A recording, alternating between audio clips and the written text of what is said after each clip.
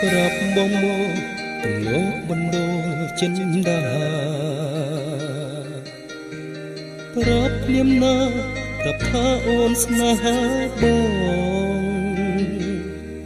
កុំឲ្យវាញាកន្លងបងសុំលង្កាយភ្នែកនួនអូនដឹងថាអូនមានបងបំណងតែសងសងមិនរួចបានព្រមលាក់លើក្នុងអរ៉ាប្រាប់មុខអូនស្រពួនទៅជីវ៉ាងើបភក្ត្រាវាចាវ័យដែលរីករាយកុំគិតរឿងមិនសប្បាយរឿងឈឺចាប់ក្លាប់សទាំងឡាយព្រោះឆោមឆាយបំភ្លេចកែលំលេចបំបាត់ឲ្យរស់សាច់ឆ្ងាយពីដួងចិត្តពេលដល់ឃើញអូនព្រៀមក្រំអរ៉ារៀមរែងនឹកអាណិតមិនចង់ឃើញស្រីសួនស្រពោនចិត្តសូមវមុខនឹងស្រោញញឹមជានឹកញញឹមណាពេលញញឹមទៅអើយពេលដល់ឃើញអូនព្រៀមក្រំអរ៉ារៀមរែងនឹកអាណិតមិនចង់ឃើញស្រីសួនស្រពោនចិត្តសូមវមុខនឹងស្រោញញឹមជានឹកញញឹមណាពេលញញឹមទៅអើ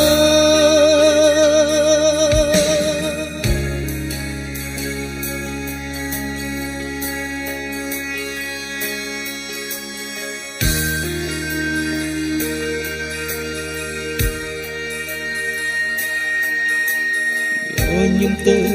យូរកាន់តែជ្រៅទៅស្រោក្រានក្រៅឲ្យរៀមបានស្បាយហារទេញញឹមមកណាចរណៃស្នេហ៍យើងពិតជាមានរយស្មីអងទុកសោកអប់ព្រៃរីកផុតទុក្ខាបុណ្យវាសនាជាត្រដល់ត្រាពេលបងឃើញអូនក្រៀមក្រំអរ៉ារៀមរែងនឹកអាណិតមិនចង់ឃើញស្រីសួនស្រពោនចិត្តសូមវមុខនឹកស្រញញឹមជានឹកញញឹមណាពេលញញឹមទៅអើយពេលបងឃើញអូនក្រៀមក្រំអរ៉ារៀមរែងនឹកអាណិត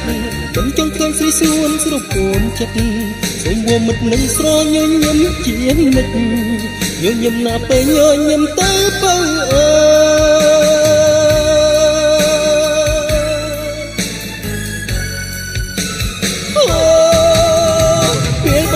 ក្រៀមក្រំអរ៉ារៀមរែងនឹកអាណិតមិនចង់ឃើញស្រីសួនស្រពោនចិត្តសូមវមុខនឹកស្រញញឹមជានឹក